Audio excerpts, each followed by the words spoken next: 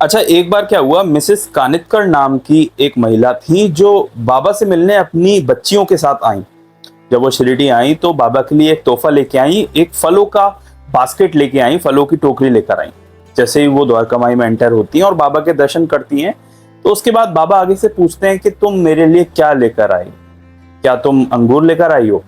तो वो जो महिला होती हैं वो अपनी बच्चियों के साथ खड़ी रहती हैं, डॉटर्स के साथ खड़ी रहती हैं। वो बोलती है कि हाँ बाबा, मैं आपके लिए अंगूर खरीद के लाई हूँ बास्केट भरकर, और ये मैंने नासिक से खरीदे हैं।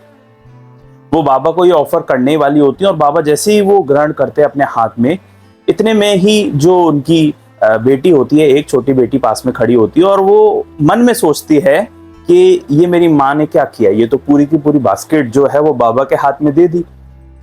अब ये जो अंगूर हैं ये लोगों में बट जाएंगे, ना हमें कुछ खाने को मिलेगा, और बाबा तो वैसे भी इतना नहीं खाते, तो अब ये बट के खत्म हो जाएंगे, अब कुछ भी नहीं बचेगा। ये बात उनके विचार उनके मन में आया ही था कि बाबा ने क्या किया, वो जो टोकरी है वो उठाकर साइड में रख दी और कहा कि मैं इसे नहीं ले सकता। अच्छा, जो महिला थी वो थोड़ी सी निराश हो गई कि बाबा ने मेरी जो अंगूर की जो बास्केट है उसे ठुकरा कर दिया। उनकी निराशा देख बाबा ने फिर दोबारा वो बास्केट उठा ली और उसमें से सिर्फ 2-4 अंगूर लिए और वो पूरी की पूरी बास्केट उनको वापस लौटा दी। अच्छा, इस बात से वो थोड़ा सा अचंभे में तो आई थी कि अक्सर बाबा ऐसा करते नहीं हैं। बाबा का क्या प्रक्रिया है, बाबा जो भी गिफ्ट मिलता है या जो भी फल आते हैं बाबा सब में बांट देते हैं और वो खत्म हो जाते हैं। पर अब बाबा ने 2-4 ही ग्रेप्स लिए और बाकी सब जो बास्केट है वो वापस लौटा दी। ऐसा क्यों किया? ये इस विचार में वो डूब जाती। और बाबा ने जब ये किया उसके बाद बहुत सारे लोगों को आश्चर्य भी हुआ। वो जो महिला थी उनको ऐसा लग रहा था कि बाबा कहीं ना कहीं किसी बात से बाबा ने मुझे ये लौटा दी है।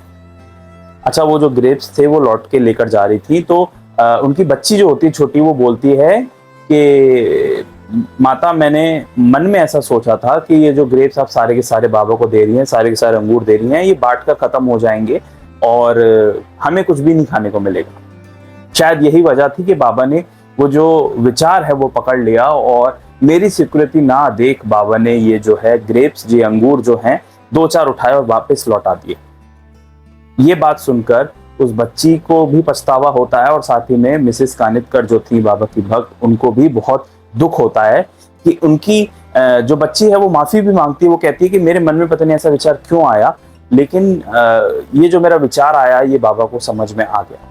और बाबा ने ठीक वैसा ही किया। अगर किसी भक्त की कुछ भी देने की, चाहे वो दक्षिणा हो, चाहे वो कोई गिफ्ट हो, कोई चीज वो लेकर आया हो अपने साथ, कोई मिठाई लेकर आया हो, अगर उसकी पूरी तरीके से इच्छा नहीं होती थी, वो पूरी तरह से समर्पण नहीं करता था, तो बाबा एक तिनका भी इससे स्वीकार नहीं करते थे। यहाँ पर एक बात समझनी चाहिए, असल में बाबा को चाहिए कुछ भी नहीं, उनके पास तो सब कुछ है और असल में जो भी चीजें आपके पास आती हैं वो बाबा की ही देन होती हैं।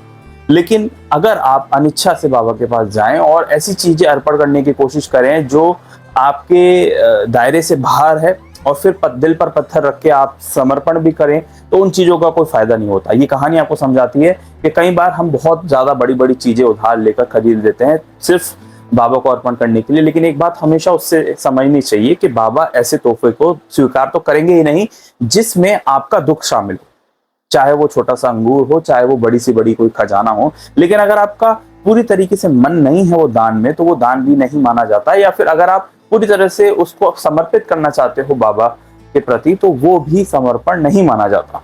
अगर आपके मन में ऐसा विचार है कि चाहे वो अंगूर को लेकर हो कि जैसे उन्होंने सोचा कि ये तो पूरे बट जाएंगे और हमें कुछ नहीं मिलेगा, तो बाबा ने तो वो पूरी की पूरी बास्केट उन्हें लौटा दी कि ये लो अपने अंगूर। लेकिन इस कहानी को देखने का एक और नजरिया हो सकता है, वो ये हो सकता है कि उसके मन में जब उस बच्ची ने कहा कि मुझे पता नहीं ऐसा विचार क्यों आया, असल में जो उसके मन में विचार आया होगा कहीं ना कहीं बाबा उससे परिपूर्ण जानते होंगे उस बात को। विचार जब आया बाबा ने तब तो उसे पहचान लिया, विचार आने से पहले भी बाबा ये सब जानते होंगे कि ऐसा कुछ होगा। और उस बच्ची की मर्जी देख, उस बच्ची की मर्जी जान बाबा ने ही कहीं ना कहीं उस बच्ची में ये विचार डाला होगा, क्योंकि जो भी होता है वो बिना विधाता की मर्जी के नहीं होता। और ठीक ये कहानी हमको समझाती है कि अगर हम दोनों ही पक्षों की तरफ से जाएं तो ना उस बच्ची की कोई गलती थी, और दूसरी तरफ अगर आपकी कोई इच्छा नहीं है तो बाबा भी उस चीज को स्वीकार नहीं करते। ऐसी ढेर सारी असली कहानियां जब भक्त बाबा से मिलने शिरडी आया करते थे और उनमें क्या बातचीत हुआ करती थी। मुझे ऐसी कहानियां पढ़ने का, जानने का, समझने का शौक बहुत है और काफी इंटरेस्ट के साथ मैं ये सब कहानी पढ़ता हूँ और आप तक पहुंचाता हूँ। उम्मीद है आपको भी बाबा से जुड़ी हुई कहानियां जानना अच्छा लगता होगा, जो 1918 से पहले हुई थी और 100 से भी पुराना साल, 100 से भी पहले का जो इतिहास है वो जुड़ा हुआ है इन कहानियों से। तो अगर आप इन कहानियों को सुनते रहना चाहते हैं तो मेरे इस चैनल को सब्सक्राइब कर सकते हैं और इस चैनल पर जाकर देख सकते हैं ऐसी कई सारी वीडियोस मैंने बनाई हैं जिसमें भक्तों के बारे में बताया है, जगह के बारे में बताया जहां जहां बाबा गए और शिरडी के बारे में बताया। तो इन कहानियों को आप सुनना चाहते हैं तो ढेर सारी ऐसी वीडियोस हैं, उनको जाकर भी देख सकते हैं। मिलेंगे एक नेक्स्ट वीडियो में एक नए किस्से, एक नई कहानी, एक रियल हिस्ट्री के साथ। तब तक के लिए ओम साई राम।